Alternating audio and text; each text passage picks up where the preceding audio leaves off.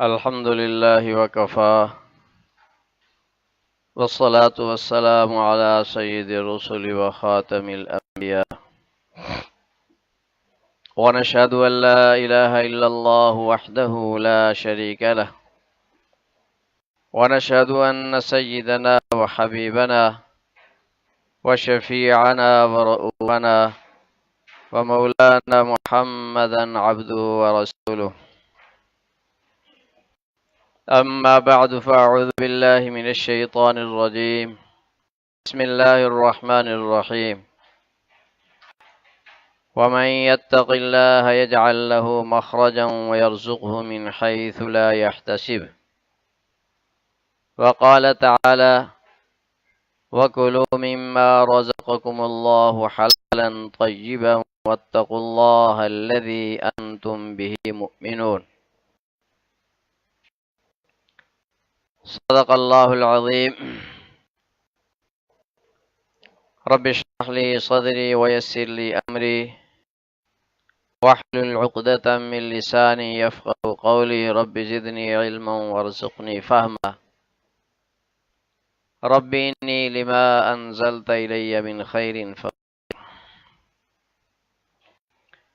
محبت ذوق سے درود شریف پڑھ لیں اللہم صلی علی سیدنا محمد وعلی آل سیدنا محمد کما صلیت علی سیدنا ابراہیم وعلی آل سیدنا ابراہیم انک حمید مجید اللہم بارک علی سیدنا محمد وعلی آل سیدنا محمد کما بارکت علی سیدنا ابراہیم وعلى آل سيدنا إبراهيم إنك حميد مجيد میرے انتہائی واجب الاحترام تاجر برادران، اللہ رب العزت آپ سب کا جمع ہونا قبول فرمائے۔ ایک عظیم مشن، عظیم مقصد کے لیے ہم سب جمع ہیں۔ یاد رکھیں کہ تمام مخلوقات میں سے انسان اللہ تعالیٰ کی ایک لاڈلی مخلوق ہے۔ جتنا لاڈ پیار اللہ تعالیٰ کا انسان کے ساتھ ہے وہ کسی اور مخلوق کے ساتھ نہیں ہے۔ آپ ذرا غور کریں، دیکھیں کہ لباس صرف انسان استعمال کرتا ہے، کسی اور مخلوق کو اللہ نے لباس نہیں دیا۔ اسی طرح غذائیں دیکھ لیں، انسان ہے جو پر لذت غذائیں کھاتا ہے، کوئی اور مخلوق اس طرح کی پر لذت غذائیں نہیں کھاتی۔ انسان ہی ہے جو مرکب غذائیں کھاتا ہے، کئی چیزوں کو جوڑ کر ایک چیز تیار کر لیتا ہے، اس میں لذت، ذائقے، ٹیسٹ، یہ چیز کسی اور مخلوق کو نہیں ملی۔ اسی طرح میرے بھائی، انسان کے لاڈلے ہونے کی اہم ترین علامت یہ ہے کہ اللہ رب العزت نے صرف انسان کو مکلف فرمایا ہے کہ تم نے حلال طیب کھانا ہے، باقی کسی مخلوق کے لیے یہ پابندی نہیں ہے۔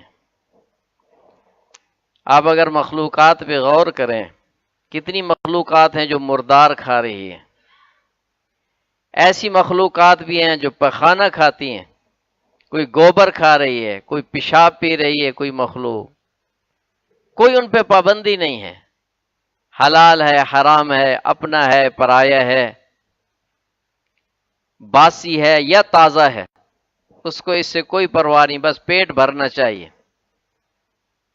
انسان وہ لاڈلی مخلوق ہے جس کے بچے کھچے، جس کے فضلے، اس کی ہڈیاں، اس کے پھینکے ہوئے چھلکے، گٹھلیاں، وہ دیگر مخلوقات کی غذائیں بنتی ہیں۔ انسان کو اللہ نے یہ مقام عطا فرمایا کہ کلوا مما رزقکم اللہ حلالا طیبا، کہ صرف حلال کھاؤ اور طیب کھاؤ، حلال اور پاکیزہ۔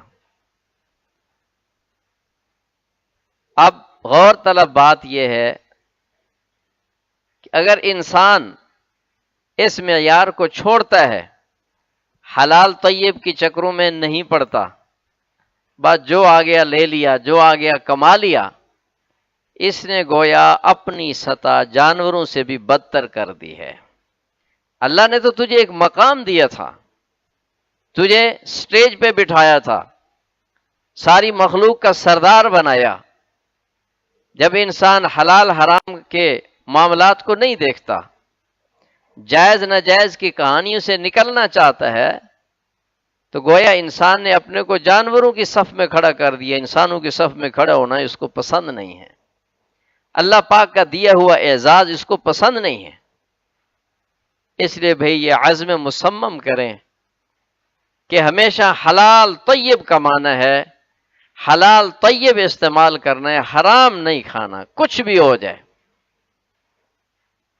شیر کے بارے میں مشہور ہے کہ وہ بھوکا مر جائے کبھی گھاس نہیں کھائے گا، جنگل میں ہری گھاس عام ہے، شیر بھوکا مر جائے گھاس نہیں کھائے گا، اس کو پتہ ہے میں نے گوشت ہی کھانا ہے۔ اور جنگل کا شیر باسی گوشت بھی نہیں کھاتا۔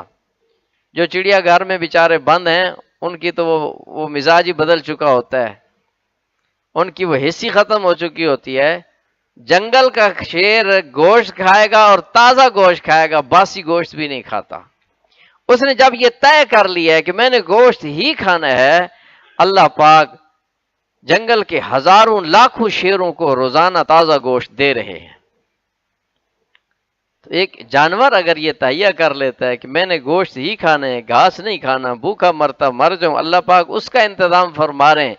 اگر انسان مومن یہ ارادہ کر لے، عزم مصمم کر لے کہ میں نے صرف حلال طیب ہی کھانا ہے، کمانا ہے، حرام کی طرف نہیں جانا، تو کیا خیال ہے اللہ پاک اس کو ضائع کر دیں گے؟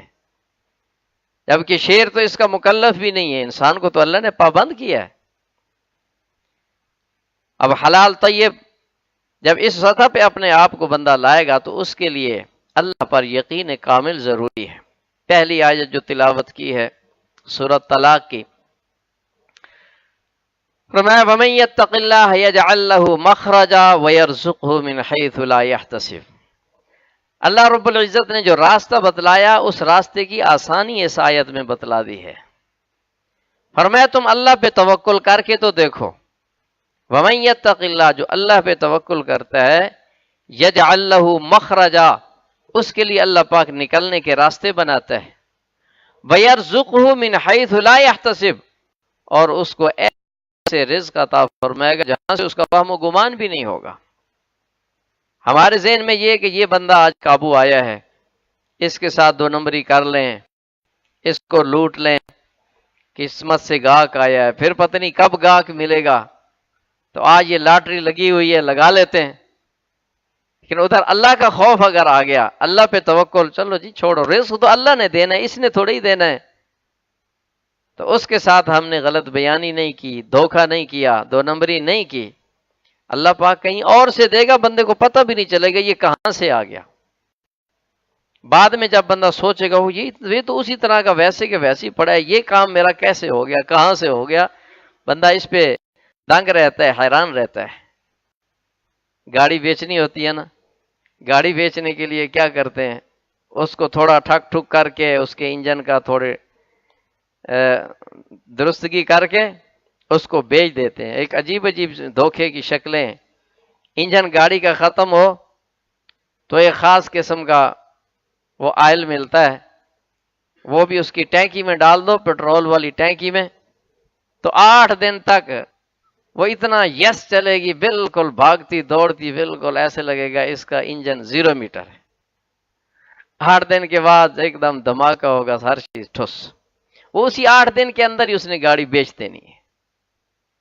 اب تو نے دھوکہ کر کے 2 4 5 10 لاکھ کا نفع کما لیا، اللہ کے ہاں تو جواب دینا ہوگا۔ اللہ سے تو کوئی چیز مخفی نہیں ہے، اس کو کہہ دیتا میاں یہ لو گاڑی چلاؤ، ٹرائی کرو، ادھر جاؤ ادھر جاؤ، وہ ساری ٹرائی کرتا ہے، 2 دن 3 دن 4 دن وہ کیا کر دیتا جی گاڑی ٹھیک ہے، لیکن جب 8 دن گزرتے ہیں تو ہر چیز ختم ہو جاتی ہے۔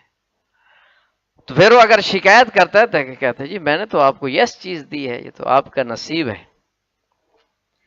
تو یہ جو چھوٹے چھوٹے نقصانات ہوتے ہیں یہ بندے کی مصیبتوں کے لیے کفارہ بنتے ہیں۔ تو جب اللہ پر بندہ توکل کرتا ہے، فرمایا کہ وَيَرْزُقْهُ مِنْ حَيْثُ لَا يَحْتَسِبُ اللہ تعالیٰ اس کو ایسی جگہ سے رزق دیں گے جہاں سے اس کا گمان نہیں ہوگا۔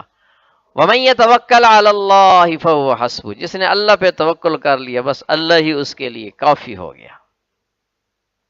ان اللہ بالغ امرہ قد جعل اللہ لکل شیء قدرا، اللہ رب العزت اپنے کام کو کر گزرنے والے، اللہ کو کوئی روک نہیں سکتا، کوئی رکاوٹ نہیں ڈال سکتا، لیکن ہر چیز کا اللہ نے ایک انداز مقرر کیا ہے کہ کس کو کیا دینا ہے، کتنا دینا ہے اور کب دینا ہے۔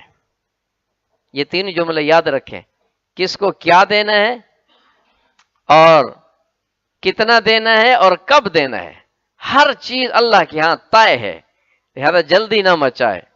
بہت دفعہ آپ دیکھ رہے ہیں آپ کی آنکھوں کے سامنے، کل ایک شخص غریب تھا، اس کے پاس سائیکل بھی نہیں تھی، آج اس کے پاس 20 لاکھ کی گاڑی ہے، ایسے واقعات ہیں۔ آج گاڑی گھوم رہا ہے، کل وہ فقیر اور محتاج ہو جاتا ہے، اس کی مارکیٹیں بک جاتی ہیں، جائیدادیں بک جاتی ہیں، یہ آئے روز ہو رہا ہے۔ صلی اللہ علیہ النبی الامی۔ یہ دو آیتیں ابتدائی ذہن بنانے کے لیے عرض کی ہیں کہ ہم اپنا ذہن بنائیں، توکل کی دولت پیدا کریں۔ ابھی یہاں آپ نے یہ باتیں سن لی، کچھ نہ کچھ دل میں خیال پیدا ہوا، کچھ نہ کچھ داعیہ اور ارادہ پیدا ہوا کہ بات تو ٹھیک ہے، ہمیں بھی اللہ پہ توکل کرنا چاہیے، لیکن جب مارکیٹ میں جائیں گے یہ باتیں پھر بھول جائیں گی، پھر وہی روٹین، وہی عام ماحول۔ تو ان باتوں پہ قائم رہنے کے لیے میرے بھائی ماحول سے جڑ کے رہنا پڑے گا۔ جو ماحول سے جڑ کے رہے گا اللہ رب العزت اس کے لیے عمل کرنا آسان کر دیتے۔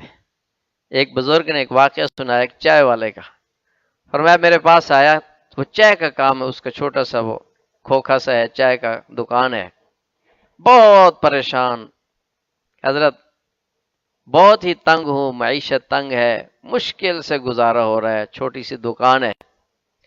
حضرت فرماتے ہیں میں نے اس کو کہا میاں تم اللہ پہ توکل کرو اور امانت داری کے ساتھ چائے کا کام کرو۔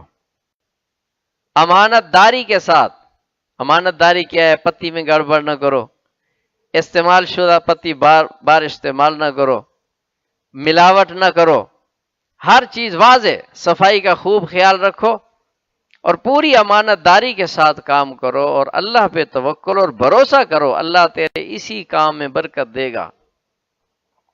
فرمایا کچھ عرصے کے بعد وہ جب آئے تو کہنے لگے کہ میں اسی چائے کے کاروبار میں روزانہ 12 سے 15 ہزار روپیہ کما رہا ہوں۔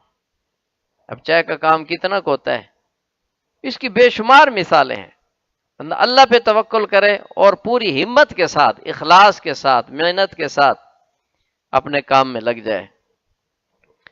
دوسرا عنوان ہے، اگر انسان اپنی سطح گراتا ہے، حرام کی طرف جاتا ہے تو حرام کے اثرات پڑتے ہیں، بظاہر ان آنکھوں سے نظر نہیں آتا، اثرات اس کے پڑتے ہیں۔ اثرات بد کیا ہیں حرام کے؟ پہلی بات یہ ہے کہ ایمان کی حلاوت جاتی رہتی ہے۔ ایمان یاد رکھو اتنا میٹھی چیز ہے، اتنا مٹھاس والی چیز ہے، اس کے مقابلے میں انسان ہر چیز برداشت کر جاتا ہے۔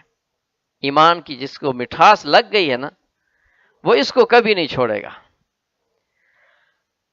اللہ اکبر کبیرہ۔ فرمایا افمن شرح اللہ صدرہ للاسلام فہو علی نور من ربہ، جس کا ہم نے اسلام کے لیے شرح صدر کر دیا، وہ اللہ کی طرف سے ایک نور اس کو مل گیا، تو پھر اس کی حالت، یہ جو واقعات سنتے ہیں صحابہ کرام علیہم رضوان کے، ان کے جسموں میں سوار کیے جاتے تھے، پتھروں پہ لٹایا جاتا، مارا پیٹا جاتا، سولی پہ لٹکایا گیا، اور آج اس دور میں بھی ایسے مضبوط ایمان والے لوگ موجود ہیں۔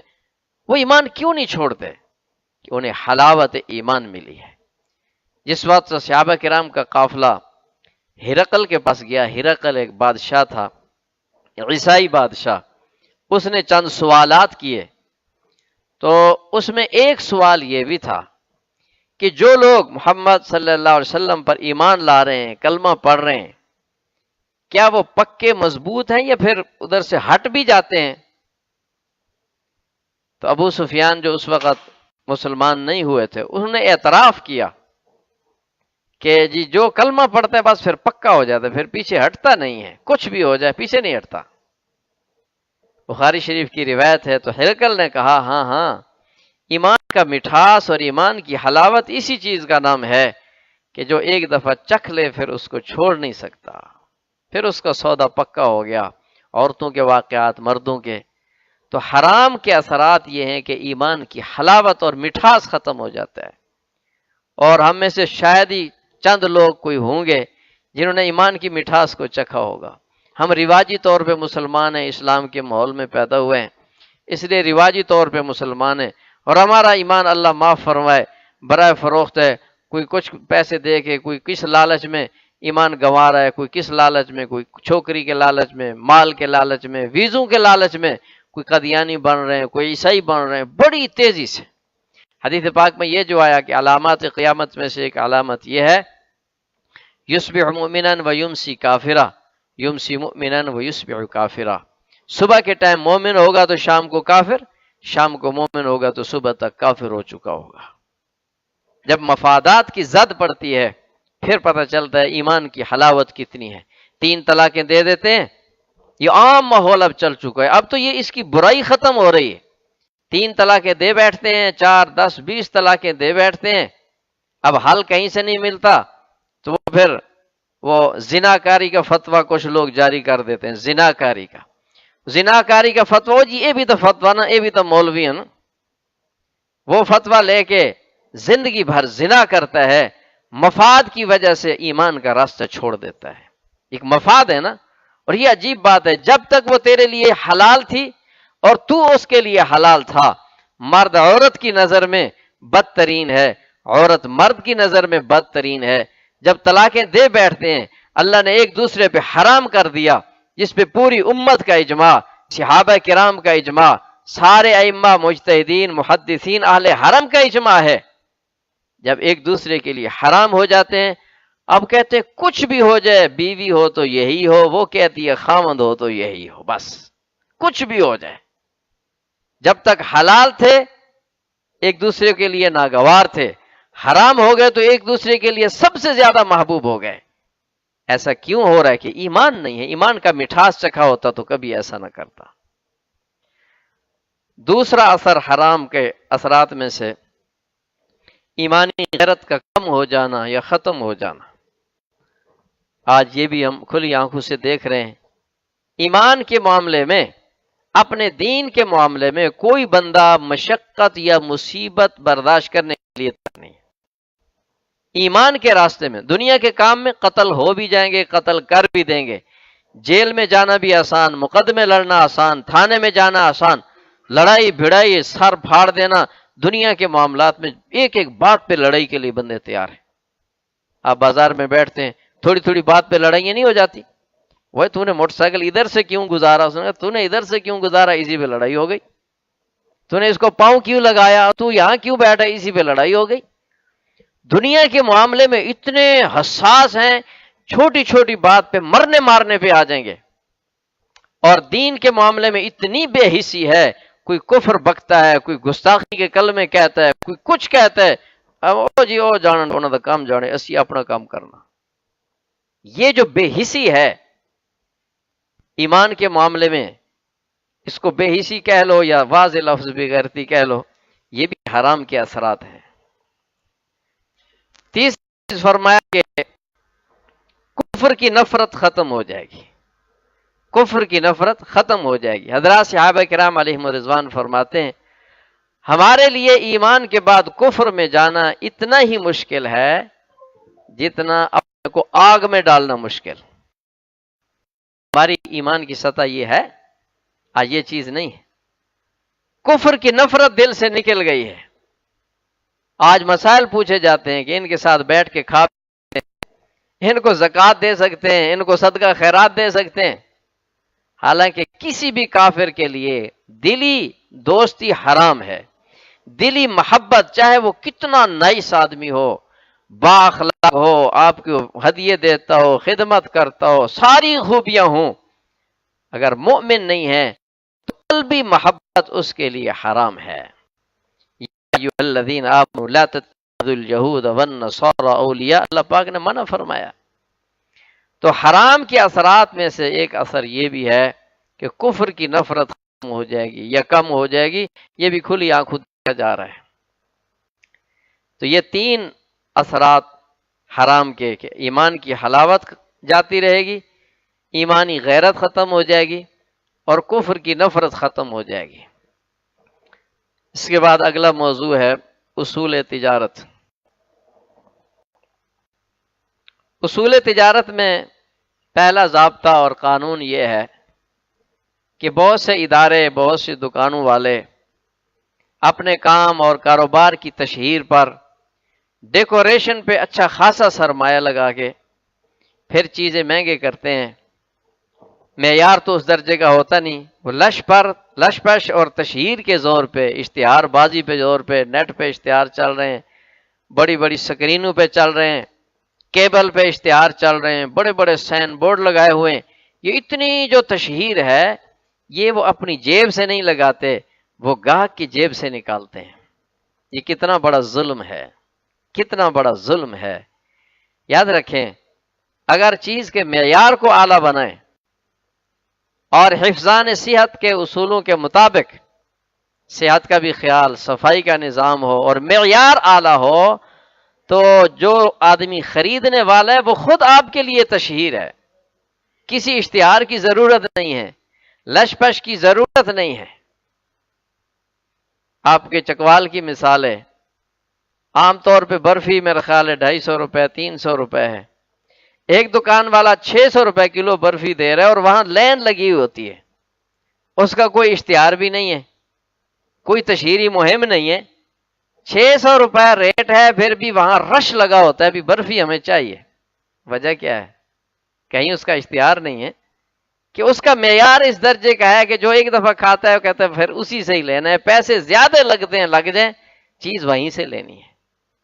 اور اس کی بے شمار مثالیں ہیں کہ جو پیسہ آپ نے لش پش پہ لگانا ہے، تشہیر پہ لگانا ہے، اتنی آپ قیمت ذرا کم کر دیں تاکہ لوگوں کی قوت خرید کے حصے میں آ جائے، خریداری ان کی آسان ہو جائے، لوگوں تک شے پہنچ جائے۔ نیت یہ ہونی چاہیے کہ میں اللہ کی مخلوق کو نفع پہنچا رہا ہوں۔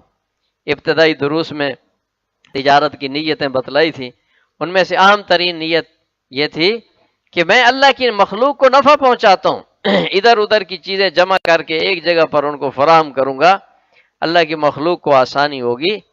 تو جب یہ نیت ہوگی پھر بندہ تشہیر پہ، لش پش پہ پیسے زیادہ نہیں لگائے گا، اس کے معیار پہ وہی خرچہ معیار پہ کرے، معیار اعلیٰ بنائے، اس کے اندر ذائقہ کھانے پینے کی چیزیں ہیں تو اس میں ذائقہ ہوتا ہے، اس کی حفظان صحت کے اصول ہیں،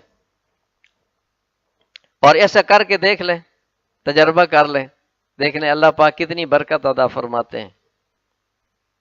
دوسرا، دو باتیں تو ہو گئیں، تیسری بات ہے ہر کام میں صفت احسان پیدا کریں۔ صفت احسان کا مطلب یہ ہے کہ جو بھی کام کرنا ہے اعلیٰ درجے کا کام۔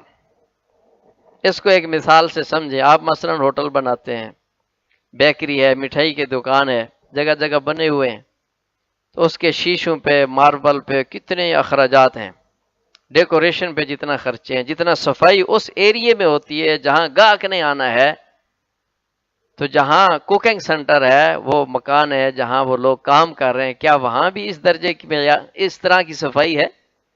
وہاں بھی اس طرح کا ماربل ہے؟ صفت احسان کا تقاضا یہ ہے کہ جو کچھ آپ لوگوں کو دکھا رہے ہیں پس منظر میں بھی وہی معیار ہو۔ اگر ایسا کر لیں، اپنے دکان پہ ایک سکرین لگا دیں جس میں اندر کام کرنے والے وہ لوگ اور وہ جگہ نظر آتی رہیں کہ یہ کس طرح کام کر رہے ہیں، آٹا کیسے گوندھ رہے ہیں، چیزیں کیسے ملا رہے ہیں، کیسے کاٹ رہے ہیں، صفائی کا نظام کیسے، اندر بھی اسی طرح کی ٹائلیں اور اسی طرح کا صفائی کا نظام ہو جس طرح کا باہر کا نظام ہے جہاں لوگوں نے آنا جانا ہے، تو آپ کی اس سکرین کو دیکھ دیکھ کر رش بڑھ جائے گا، یار یہ تو واقعی ایسے ہیں۔ اور ایسے شرمناک قسم کے واقعات ہو رہے ہیں آپ کے شہر میں بھی کہ اگر اندر کوئی بندہ چلا جائے تو پھر وہاں سے کچھ کھانے کو دل نہیں کرتا۔ اتنا تعفن اور اتنا بدمزگی۔ یہ پچھلے دنوں یہ پچھلی گرمیوں میں چھاپا پڑا، فوڈ اتھارٹی والوں نے چھاپا ڈالا ایک ریوڑی کے کارخانے پہ، یہ آپ کے چکوال کی بات ہے، وہ تصویریں نیٹ پر بھی آئی، بچوں کے ہاتھوں پر وہ چھالے، وہ خون رس رہا ہے، پیپ پڑی ہوئی ہے، انہی پیپ والے ہاتھوں سے وہ مال بنا رہے ہیں اور ریوڑی تیار کر کے قوم کو کھلا رہے ہیں۔ جب اندر یہ گند ہے، یہ غلاظت ہے، باہر لشپش ہے، ڈبے پہ خوبصورت تصویریں ہیں اور دیسی گھی اور فلاں فلاں فلاں، یہ صفت احسان نہیں ہے۔ قوم کو حرام کھلا کے کتنے لوگوں اب وہ ریوڑی نمازی بھی کھاتا ہے، بے نمازی بھی، بزرگ بھی کھاتا ہے، عام آدمی بھی کھاتا ہے، اسے کیا پتہ پیچھے کیا ہو رہا ہے۔ تو اب اس طرح کے واقعات، ایک دفعہ بھون سے ایک بہت بڑا آپ کے چکوال کا بہت بڑا مرکز ہے، فوڈ کا بڑا مرکز ہے، یہ 2 سال پہلے کی بات ہے، بھون چوکی پر ایک گاڑی پکڑی، گاڑی میں وہ مردہ بھینس لے کے آ رہے تھے، جو بھینس نے آ کر ادھر کبابوں میں اور تکوں میں استعمال ہونا تھا۔ بہت بڑا ادارہ ہے، میں نام نہیں لیتا۔ تو یہ کلمہ گو، اللہ پہ ایمان لانے والا، آخرت پہ ایمان رکھنے والا، وہ اس طرح حرام کاری کر رہا ہے، ایسی خرابیاں کر رہا ہے۔ یہ تو ایک بھینس پکڑی گئی ہے، اب وہ پتہ نہیں کتنے پیسے دے کے پھر بھینس چھڑوائی ہے یا گاڑی چھڑوائی ہے، اور اس کے بعد اب تک کیا ہوا، اللہ رحم فرمائے، اللہ رحم فرمائے۔ مرغیاں جو مر جاتی ہیں فارموں پہ، اور ایسے عجیب عجیب واقعات، ان میں سے یہ ٹھیوں والے اور یہ چھوٹے چھوٹے جو دکانوں والے، ریڑیوں والے، وہ ٹھنڈی مرغی لے آتے، نام رکھ دیا ٹھنڈی مرغی۔ اور آج سے کچھ عرصہ پہلے لاہور میں باقاعدہ بورڈ ہوتے تھے، کوئی 3-4 سال پہلے کی بات ہے، یہ آپریشن سے پہلے۔ تو لاہور گیا تو ایک دوست لاہور کا رہنے والا کہنے لگا جی یہاں تو باقاعدہ بورڈ لکھا ہوتا ہے، یہ ٹھنڈا گوشت اتنے کا اور گرم گوشت اتنے کا۔ ٹھنڈا گوشت کیا ہے؟ وہ حرام گوشت ہے، حلال اعلان حرام بیچا جا رہا ہے۔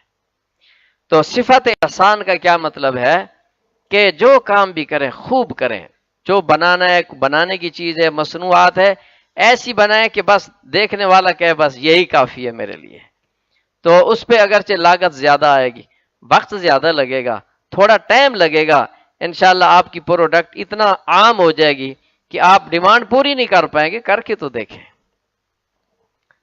اس کے بعد ہے تجارتی مسائل، صلی اللہ علیہ النبی الامی۔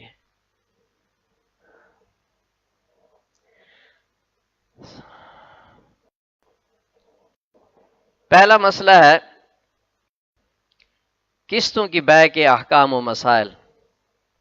قسطوں کا کاروبار کافی عام چل رہا ہے، جگہ جگہ یہ کاروبار کھلا ہوا ہے، مگر سیکھنے والا تو بہت کم لوگ ہیں، پوچھتا کوئی نہیں ہے۔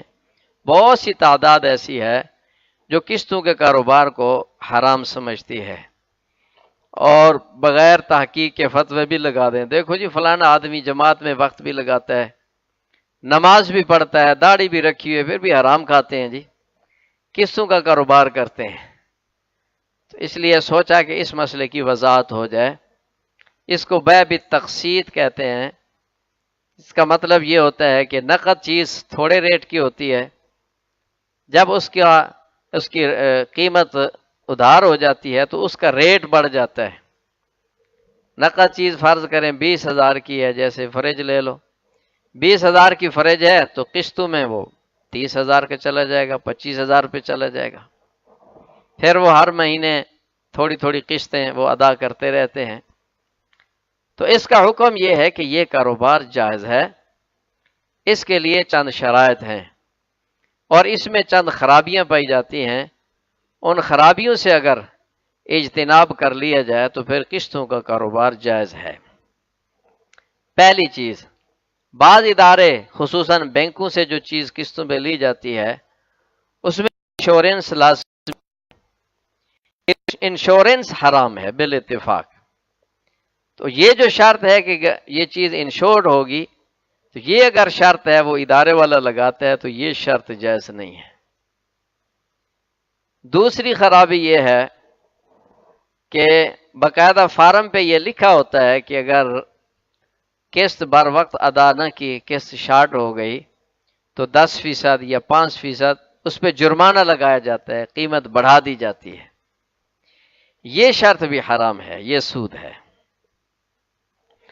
تیسری خرابی یہ ہوتی ہے جو بندہ چیز لے کے گیا قسط ادا نہیں کر رہا، 2-4 قسطیں ادا کر چکا، پھر قسط بند ہو گئی، تو وہ مالک، وہ مالکان یا ادارے والے وہ چیز ضبط کر کے اس کی سابقہ قسطیں ختم کر دیتے ہیں، اس کو سوختہ کہتے ہیں، سوختہ، وہ قسطیں ختم ہوگی، یعنی وہ پیسہ اس شخص کو واپس نہیں ملتا، چیز بھی قابو کر لی، پیسہ بھی اس کا قابو کر لیا، یہ صورت بھی ناجائز ہے، یہ بھی حرام ہے۔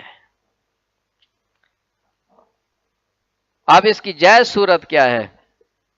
جائز صورت یہ ہے کہ پہلی صورتیں شرط نہ ہو، انشورنس کی شرط بھی نہ ہو، قسط شارٹ ہونے کی صورت میں جرمانے کی شرط بھی نہ ہو، اور اگر وہ نہیں ادا کر رہا چیز قبضہ کر کے اس کی سابقہ قسطیں تلف کرنے کی شرط بھی نہ ہو، تو پھر یہ کاروبار چلے گا کیسے؟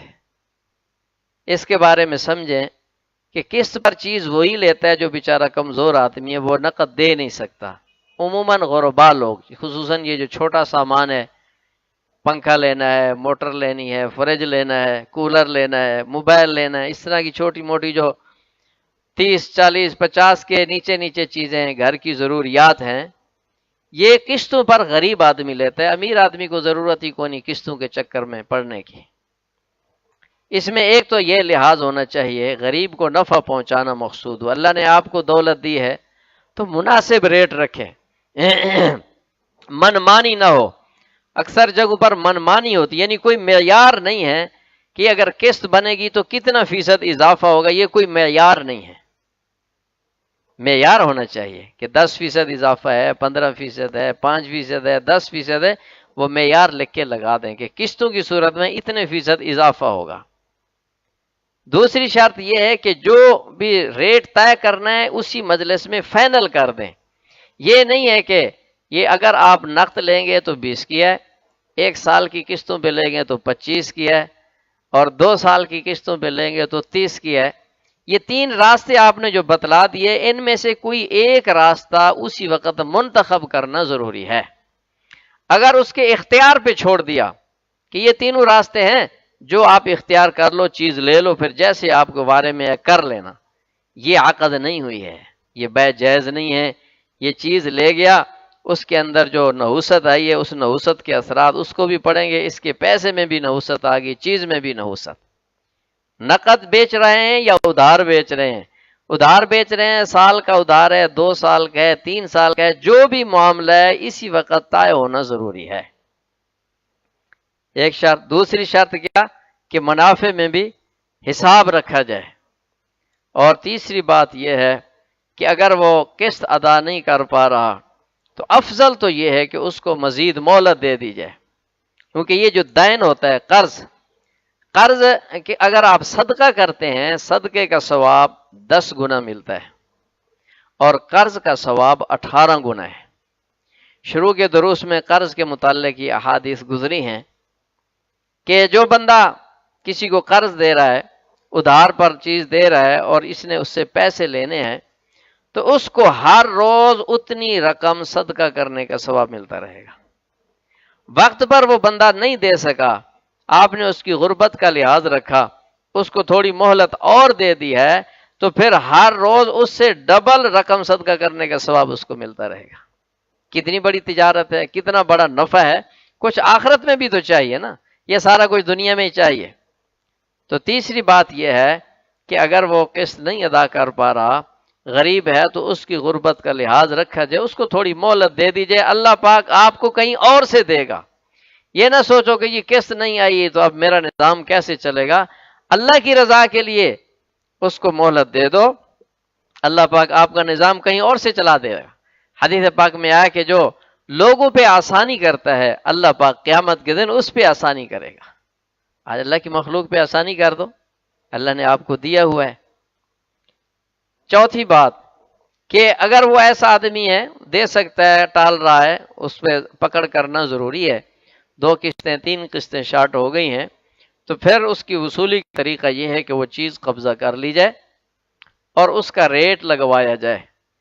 اس کے ریٹ میں کتنا کمی آئی ہے، فرض کریں وہ 3 قسطیں 10-10 ہزار کی 30,000 جمع کرا چکا ہے، چیز فرض کرو 2 لاکھ کی چیز ہے، 3 قسطیں جمع کرا چکا ہے، ابھی 1,70,000 اس کا باقی ہے، تو آپ نے چیز کی قیمت لگوائی کہ استعمال شدہ چیز ہے، اس حالت میں کتنے کی بک جائے گی؟ فرض کریں اس کی قیمت 1,80,000 لگی ہے، تو جو 20,000 آپ کا نقصان ہوا ہے یہ آپ رکھ سکتے ہیں، 10,000 اس کو واپس کریں گے۔ اگر اس کی قیمت ہی 70,000 لگی ہے پھر تو آپ کا نقصان وہ اتنا پورا ہو جاتا ہے، پھر وہ واپس نہیں کریں گے، وہ قسطیں ختم ہو جائیں گی۔ لیکن اس کا ریٹ لگوائیں گے، اس کی اس وقت مارکیٹ ویلیو کیا ہے، ظاہر ہے اس مالک کا بھی تو نقصان ہوا ہے، اس کے پیسے بھی تو پلج ہوئے پڑے ہیں، تو اس واسطے شریعت نے دونوں کا لحاظ رکھا ہے کہ اس کی چیز آپ قبضہ کریں اور اس کی قیمت لگوائیں، جتنی قیمت بنتی ہے اس میں جو مالک کا نقصان ہوا ہے وہ جمع شدہ رقم سے وہ پورا کر کے باقی رقم واپس کریں گے۔ اللہ اکبر کبیرہ۔ دوسرا مسئلہ ہے صلی اللہ،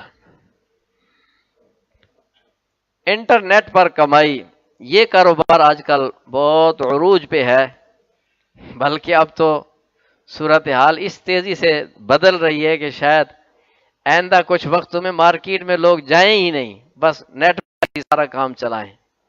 اب ہر چیز نیٹ پر مل جاتی ہے، کلک کرو، آپ کو گھر بیٹھے چیز پہنچ جائے گی، وہ پہنچا بھی دیتے ہیں، فلاں چیز چاہیے جی، پیسے پہ ادھر بھیجو، چیز آپ کے گھر میں پہنچ جائے گی۔ تو ایسا ایسا یہ لوگ اس پر آ رہے ہیں، اس کے بھی شرعی احکام معلوم ہونے چاہیے۔ اس پہ موٹی موٹی باتیں عرض کی جاتی ہیں، تفصیل تو بہت لمبی ہے، بہت کچھ اس پہ ہو رہا ہے۔ مثلا انٹرنیٹ پہ پڑھایا جاتا ہے، قرآن شریف بھی پڑھاتے ہیں، دیگر جو دنیاوی تعلیم ہے، کوئی ریاضی پڑھا رہا ہے، کوئی سائنس پڑھا رہا ہے، اس کی فیس لی جاتی ہے، لکھانے کا طریقہ، اسی طرح اشتہارات، بعض لوگ اشتہارات بناتے ہیں، وہ پھر نیٹ پہ چڑھاتے ہیں، اس کا انہیں معاوضہ ملتا ہے۔ ویڈیو گیمز بناتے ہیں، ویڈیو گیمز ہوتی ہیں، اس میں بعض مزاحیہ گیمز بناتے ہیں، بعض اس میں کارٹون ہوتے ہیں، کوئی مختلف اشیاء یہ بنا کر۔ اسی طرح کال سینٹر ہے، یہ بھی نیٹ پر ہوتا ہے، اور بہت سی خدمات ہیں جو انٹرنیٹ مہیا کرتا ہے۔ اس کے بارے میں حکم کیا ہے؟ یہ سارے کام بھائی جائز ہیں چند شرائط کے ساتھ۔ پہلی شرط تو یہ ہے کہ جو کام بندہ کر رہا ہے وہ کام خود جائز ہونا چاہیے۔ ناجائز کام جس طرح انٹرنیٹ سے باہر ناجائز ہے، انٹرنیٹ پر بھی ناجائز ہے۔ اب وہ گناہ کے اشتہار یا گناہ کی پوسٹنگ اور حرام چیزوں کی تشہیر کے لیے، سودی معاملات کی تشہیر کے لیے اگر وہ خدمات مہیا کر رہا ہے تو ظاہر اس کا کاروبار حرام ہوگا۔ تو وہ خود کام جائز ہونا چاہیے اور جائز مقصد کے لیے ہو۔ تو نیٹ پر بھی یہ کاروبار ایسی ہے جیسے آپ دکان پہ بیٹھ کے کر سکتے ہیں۔ یہ جو گیمز وغیرہ بناتے ہیں اس میں بھی ایک شرط یہ ہے کہ وہ محض بے مقصد چیزیں نہ ہوں، بعض نا صرف ہنسانے کے لیے وہ بناتے ہیں، مختلف کلپ ایسے چھوڑ دیا، مختلف کارٹون بنا کے دیکھنے والے ہنسیں گے۔ مستقل یہ کاروباری دھندا اس مقصد کے لیے یہ مکروہ ہے۔ چنانچہ کنز العمال کی حدیث ہے، لا تکثر الضحک فإن کثرۃ الضحک تمیت القلب، فرمایا زیادہ نہ ہنسا کرو کیونکہ زیادہ ہنسنا دل کو مردہ کر دیتا ہے۔ ٹھیک ہے نا، کوئی کبھی کبھار کوئی بندہ ہنسی مذاق کر لے، جائز حد تک اس کی گنجائش ہے۔ حضور انور صلی اللہ علیہ وسلم نے بھی مختلف مواقع پہ صحابہ کرام علیہم الرضوان سے مزاح کی بات فرمائی ہے، لیکن مناسب حد تک ہو، اس میں جھوٹ نہ ہو، جھوٹ کی آمیزش نہ ہو، اس میں کسی کی تضحیک نہ ہو، کسی کی تذلیل نہ ہو۔ آج کل سیاسی جو لوگ ہیں، سیاسی لیڈران، ان کی تضحیک کے، ان کی بے عزتی کے مختلف کلپس بن رہے ہیں، کوئی نواز شریف کا بنا رہا ہے، کوئی عمران خان کا بنا رہا ہے، کوئی مولانا کا بنا رہا ہے، کوئی کس کا، کوئی جس کا بھی ہے، کیف متفقہ۔ تو کسی کی تذلیل اور تضحیک کے لیے اس طرح کی کلپ بنانا یہ ناجائز ہے۔ یہ ایسی ہے جیسے سامنے اس کی بے عزتی کر رہے ہیں، اور خام خواہ ہنسانے کے لیے کاروبار